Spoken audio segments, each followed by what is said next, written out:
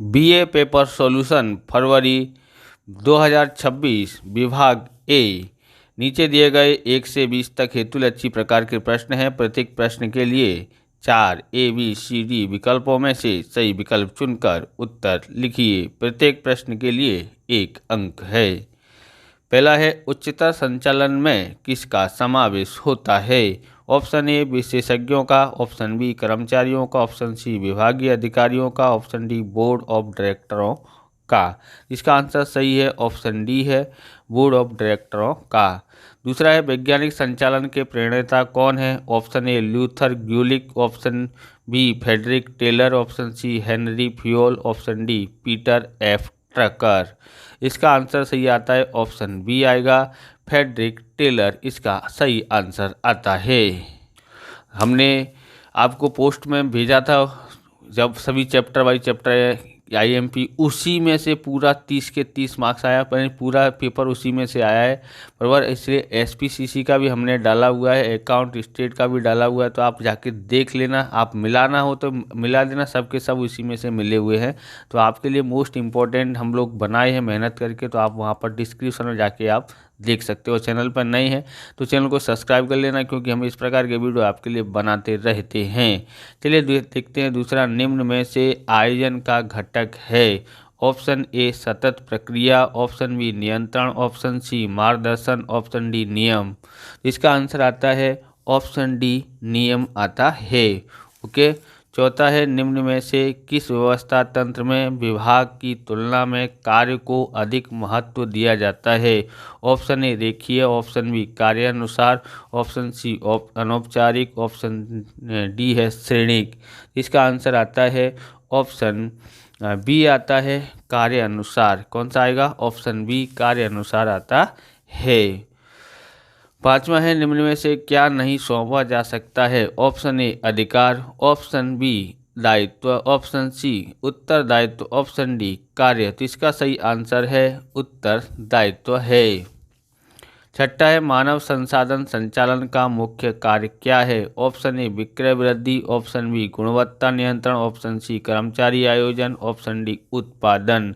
इसका आंसर आता है ऑप्शन सी, इसका आएगा कर्मचारी आयोजन आता है। सातवां है, असंचालकीय कर्मचारियों की चयन की प्रक्रिया कैसी होती है? ऑप्शन ए कठिन है, ऑप्शन बी संक्षिप्त और सरल है, ऑप्शन सी खर्चीली है, ऑप्शन डी लंबी और विशिष्ट है। इसका सही आंसर आता है ऑप्शन बी आता है संक्षिप्त और सरल है। आठवां है, मास्लो के आवश्यकताओं के अग्रता क्रम में प्रथम आवश्यकता कौन सी है? ऑप्शन ए शारीरिक आवश्यकता, ऑप्शन बी सुरक्षा की आवश्यकता, ऑप्शन सी सामाजिक आवश्यकता, ऑप्शन डी प्रतिष्ठा की आवश्यकता। तो इसका आंसर सही आता है, क्या आएगा? इसका आएगा सही ऑप्शन ए आएगा शारीरिक आवश्यकता। नौवां है, नेतृत्व के अमल के लिए किसका अस्तित्व होना आवश्यक है? तो ऑप्शन ए निरीक्षकों का, ऑप्शन बी नियोजकों का, ऑप्शन सी अधीनस्थों का, ऑप्शन डी संचालकों का, ऑप्शन सी इसका आंसर आता है अधीनस्थों का। 10वां देखते हैं, विचलनों की जानकारी प्राप्त होने के पश्चात संचालक उनको दूर करने के लिए कौन से उपाय करते हैं? ऑप्शन ए प्रशिक्षण देना, ऑप्शन बी कर्मचारियों को निकाल देना, ऑप्शन सी सुधारात्मक उपाय करना, ऑप्शन डी विशेषज्ञों की नियुक्ति करना। तो इसका सही आंसर आता है ऑप्शन सी सुधारात्मक उपाय करना। 11वां है, पूंजी ढांचे के कितने प्रकार हैं? Option A 2, option B 3, option C 4, option D 5। इसका सही आंसर आता है ऑप्शन सी 4 आता है। 12वां है, चालू उत्तरदायित्वों की तुलना में चालू संपत्ति की वृद्धि अर्थात खाली जगह। ऑप्शन ए सकारात्मक कार्यशील पूंजी, ऑप्शन बी नकारात्मक कार्यशील पूंजी, ऑप्शन सी सर्वर कार्यशील पूंजी, ऑप्शन डी कुल कार्यशील पूंजी। इसका आंसर आता है ऑप्शन ए सकारात्मक कार्यशील पूंजी। 13वां है, एक वर्ष या निगरियों का बाजार अर्थात क्या? ओके, तो 1 वर्ष या उससे कम समय में परिपक्व होती जामीन गिरवियों का बाजार अर्थात तो ऑप्शन ए पूंजी बाजार, ऑप्शन बी प्राथमिक बाजार, ऑप्शन सी द्रव्य बाजार, ऑप्शन डी गौण बाजार। तो इसका आंसर आता है ऑप्शन सी द्रव्य बाजार आता है। 14वां है सेबी कौन से कानून से अस्तित्व में आई? ऑप्शन ए कंपनी अधिनियम, ऑप्शन बी जामीनगिरी अनुबंध अधिनियम, ऑप्शन सी नेशनल कंपनी अधिनियम, option D security and exchange board of India अधिनियम सेबी एक्ट। तो इसका सही आंसर है ऑप्शन डी आता है security and exchange board of India अधिनियम सेबी एक्ट। 15वां देखते हैं जब उत्पादक ग्राहक को प्रत्यक्ष बिक्री करता हो तो कौन से स्तर की वितरण व्यवस्था का जन्म हुआ कहा जाएगा?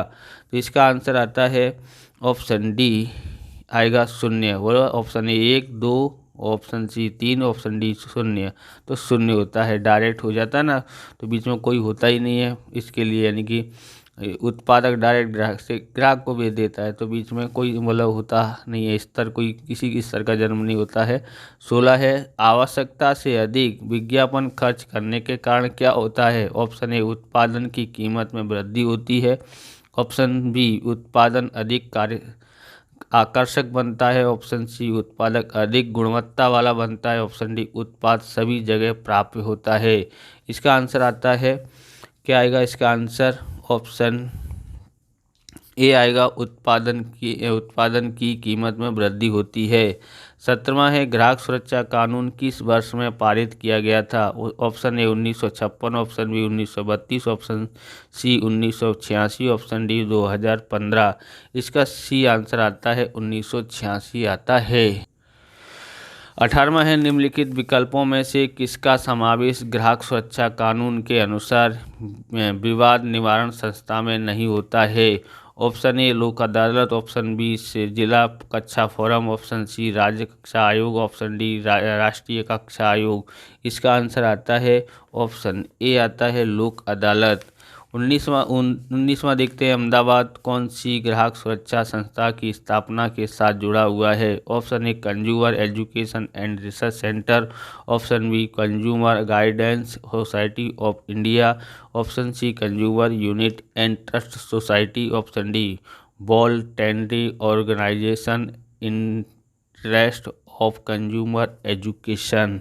इसका आंसर ऑप्शन ए आता है consumer education and research centre. 20वां है ट्रेडमार्क अधिनियम कौन से वर्ष में अस्तित्व में आया? Option A 1951, option B 1955, option C 1999, option D 1986। इसका सही आंसर है 1999 आता है। ओके, विभाग बी है निम्नलिखित प्रश्न क्रमांक 21 से 30 तक प्रश्नों के एक एक वाक्य में उत्तर दीजिए, प्रत्येक के 1 अंक है। 10 नंबर का विभाग है। मध्य स्तर संचालक को दूसरे के किस नाम से जाना जाता है? तो यहाँ उत्तर लिखे हैं मध्य स्तर संचालक को दूसरे किस नाम से जाना जाता है? तो मध्य स्तर संचालक को अधिकारियों के स्तर के रूप में भी जाना जाता है। 22वां है अंदाज पत्र के प्रकार बताइए। अंदाज पत्र के प्रकार बताइए। तो अंदाज पत्र के निम्न प्रकार है। पहला है पूंजी खर्च अंदाज पत्र, दूसरा है उत्पादन अंदाज पत्र, तीसरा है उत्पादन खर्च अंदाज पत्र ऑप्शन, और फिर चौथा है विक्रय अंदाज पत्र, और 5वां है नगद अंदाज पत्र। अगला सवाल देखते हैं व्यवस्था तंत्र अर्थात क्या? उत्तर है 2 या 2 से अधिक व्यक्तियों के सहयोग द्वारा होने वाली प्रवृत्ति अर्थात व्यवस्था तंत्र। 24वां है उत्तरदायित्व किसे कहते हैं? उत्तर है अधीनस्थों द्वारा किए गए कार्यों का उत्तर देने का दायित्व निकटस्थ उच्च अधिकारी का होता है, उसे उत्तरदायित्व कहते हैं। 25वां है विस्तृत रूप दीजिए IIM। तो IIM का है बराबर IIM है इंडियन इंस्टीट्यूट ऑफ मैनेजमेंट होता है। फिर देखते हैं 26वां आधुनिक सूचना संचार के साधन बताइए। तो उत्तर है मौखिक और लिखित संदेश, telephone, fax, internet, mobile phone, SMS, telex आदि आधुनिक सूचना संचार के साधन हैं। 27वां है विदेशी विनिमय संस्था को किसके पास अपना पंजीकरण करवाना पड़ता है? उत्तर है विदेशी विनिमय संस्था को सेबी के पास से पंजीकरण करवाना पड़ता है। 28वां है डिपॉजिटरी कानून कब से लागू हुआ? उत्तर है डिपॉजिटरी कानून अगस्त 1996 से लागू हुआ। फिर 29वां है विक्रय वृद्धि अर्थात क्या? तो विक्रय वृद्धि अल्प समय का एक ऐसा लाभ है जो ग्राहकों का माल या सेवाओं की खरीद करने के लिए प्रोत्साहित करता है। विक्रय वृद्धि ग्राहक पर तुरंत प्रभाव डालती है। फिर है जनहित याचिका कौन सी अदालत में की जाती है? उत्तर है जनहित याचिका हाई कोर्ट या सुप्रीम कोर्ट में की जाती है। तो आपको बताना है कि कितने प्रश्न आप छोड़ के आए हैं, कितने प्रश्न आप करके आए हैं, कितने नंबर आ सकते हैं, कमेंट में आपको अवश्य बताना है। और आपका पेपर कैसे जा रहे हैं वो भी कमेंट में बता सकते हैं। ओके, और वीडियो अच्छा लगे तो लाइक करके जाना, हाइप भी कर देना, जिससे हमको मोटिवेशन मिले, आपकी तरफ से कुछ पॉइंट मिलते हैं बराबर, इसलिए मोटिवेशन के लिए आप हमको हाइप करके दे सकते हैं। इस प्रकार से ये वीडियो पूरा होता है। अगर आपको हमारा वीडियो अच्छा लगे तो लाइक करें, शेयर करें, कमेंट करें। चैनल पर नए हैं चैनल को सब्सक्राइब करें। मिलते हैं नेक्स्ट वीडियो में। जय हिंद, जय भारत, वंदे मातरम।